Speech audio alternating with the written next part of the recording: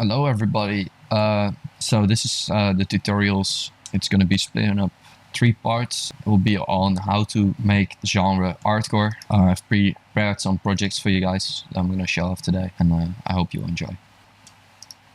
So hopping straight into it, we're going to start off with part 1. It's going to be the kicks. So I've created a couple of versions for you to show off and to explain the process behind making these. So what's very important is to get yourself a decent sort of gabber kickback. So I've got a lot of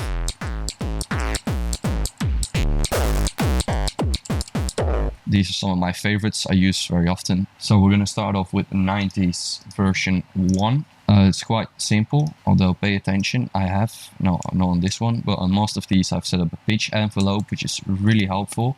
This one apparently didn't need it. So we're going to start off with just this one without any effects on it.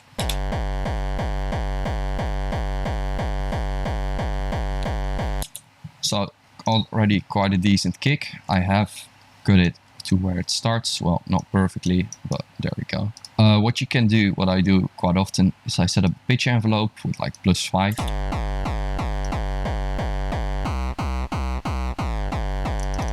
That way you can change the characteristic of the kick a little bit. So you can start off with like going down and then setting like a high attack rate, so you can get something like this, and then just dialing it back till you get that like that. Or you can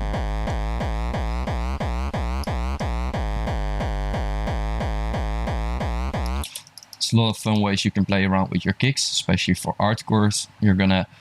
These are just explaining the basics, but I expect you to input some of your own creativity with these kicks and use your own or add your own methods to this. But these will just be explaining how to get the very basic Artcore kicks. So I start off with an overdrive. This is actually going to boost the low end up quite a bit. So it's going to sound a lot more warm in the low end and a lot bigger. Next up, just a basic saturator with a little bit of drive and nothing else done to it really. Next up, another overdrive. This one is for the transient of the kick mostly. You're not hearing it too much now, but you can definitely hear the highs around 2K being boosted. Next up is just a basic EQ to boost some of the highs up a little bit.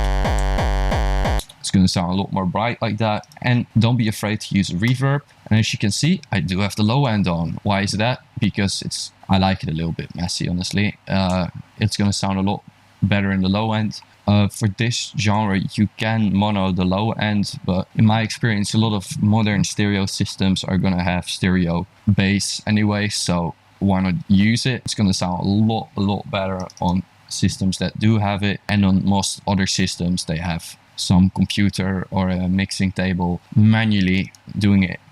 The low end, but it's a choice. Of course, you're gonna have people saying and telling you, yeah, you need to do it like this or need to do it like that, but if it sounds good, it sounds good.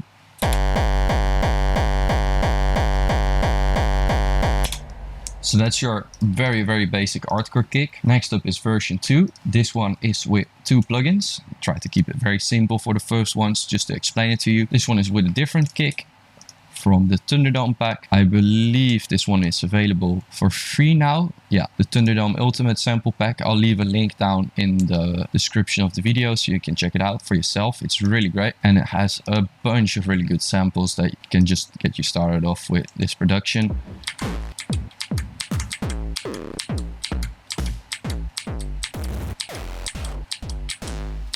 This sample pack is the only thing you're really gonna need to make this genre. It has everything you could ever want.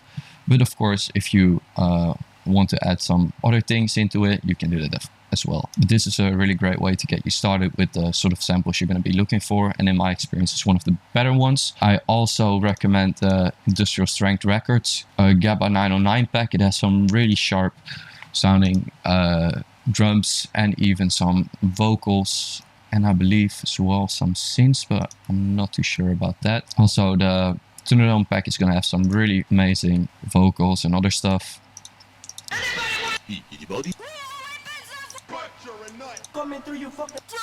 Fuck what you heard! I use this way too often, and most of my tracks are named after, of course, the vocals I use in it. Oh yeah, Anyways, moving back onto the kick production. This one, I do believe, yeah, this one does have an envelope. As you can see, I've got quite a long attack here, and it's going to actually make the kick lower. So it's going to sort of have a pumping feel. So it's going to go up, down, up, down, up, down. So that way you can get a really basic boom, boom, boom, boom, boom, boom, sort of rumble slash a reverse bass going. It's really not that difficult. It's just going to make the kick sound a lot more interesting. So playing it now, it sounds like this. Without the pitch envelope, it sounds like this. This way you can get a lot deeper sounding. Next up we have the EQ. Trash 2. Not really that big of an filter envelope setup here. Or how would you even call this? Curve, shape, distortion curve. I think that's the word. Yeah, so with that it's gonna sound like this. Next up, a decapitator, just to boost some of the highs again. Again, I like quite bright highs in my kicks. Seeming my kicks are very prominent in my mix. And this is just gonna boost it just a little bit. Next up, another EQ to boost around the 100 Hz, seeming that sounds better on lower quality systems, and it just makes your kick sound a whole lot bigger.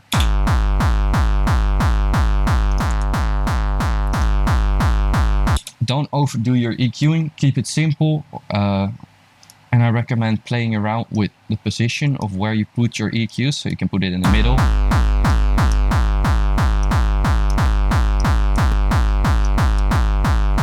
Just play around with that. You can get a lot of different sort of variations on a single kick just by moving around the effects a little bit.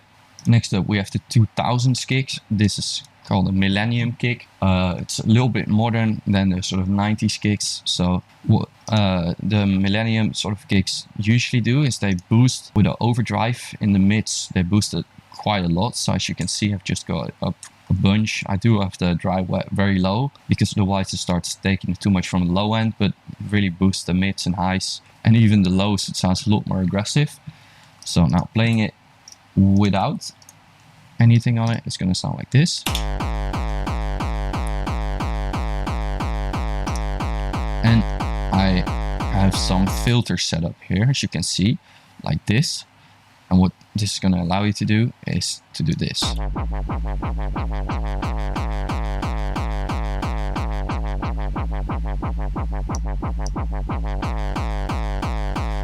Play around with the offset.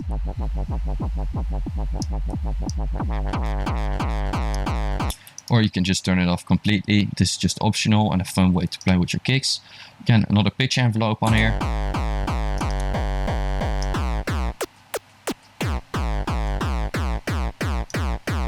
You can get a lot of different variations on just a single kick by playing with the pitch envelope. If you want to make it have the pitch up longer, you can actually set the decay longer, so it's going to be like that. Or if you just want it on the attack, you can set it like really short. I like to have it around a second slash 800 milliseconds. It's sort of the sweet spot that I found. We have an OSR filter in here, by the way, with a drive of 2.81. It's not a particular number, just a number I picked, seeming it sounds good. Next up is an overdrive, again to boost the low and to make it a lot more colorful. Next up is saturator, overdrive, EQ, another overdrive, seeming this takes away from the low end.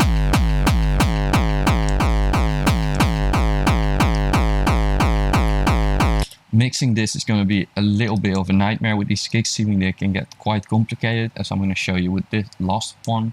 So the overdrive. And another one to just boost the transient on the 1K a little bit. And next up a reverb. Reverb is of course optional. I just use it, seeming I don't like stereo spreaders.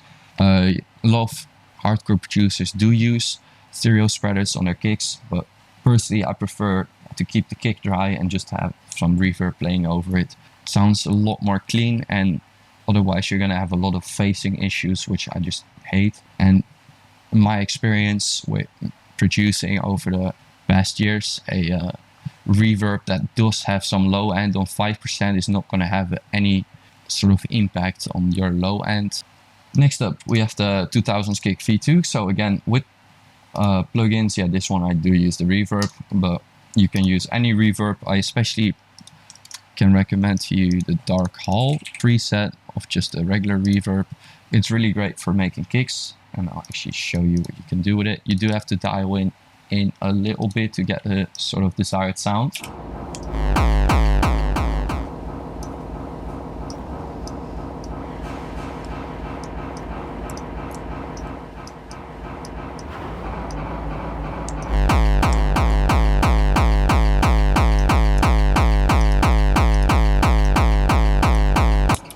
Yeah, but this can really make your kick sound quite big and quite thumpy and big. So it's really nice to use a reverb on these sort of kicks. Next up, we have the 2000s kick version 2. It's again not that complicated. This one I use a pitch envelope again on -2, and it's gonna sound something like this. Let's hear it without the effects first. Next up with the EQ. I believe this is the same one from that one. Overdrive. Trash 2. A glue compressor, this is also optional. Overdrive. Decapitator and an EQ. Again, this is not very Millennium, but it's definitely Millennium sounding compared to this. The Millennium kicks just have more complicated distortion methods, and this is the sort of full Millennium kick. I'm not going to show you these channels sadly, but if you play around with it for a while, you can get something that sounds like this.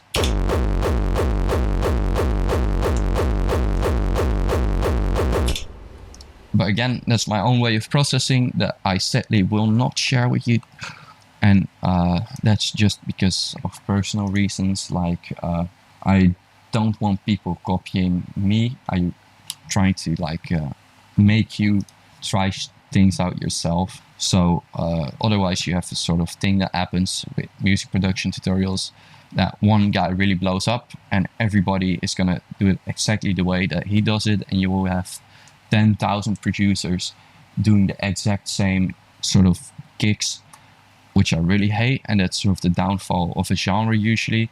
So I'm trying to not have that in case I ever blow up. I really don't want to blow up, so I'm trying to keep it on the low with some tutorials for people that are really seeking for decent sort of music production tips on genres that are not very commonly produced, like Artcore, hard techno. Hard techno, it has changed quite a bit now, and there's a very large community of people producing it actually, which I'm glad to see.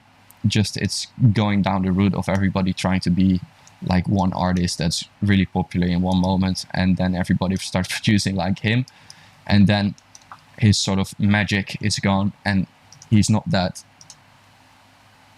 special anymore. I'm going to have to edit that out. Anyways, thank you so much for watching, and I'll catch you in the next video.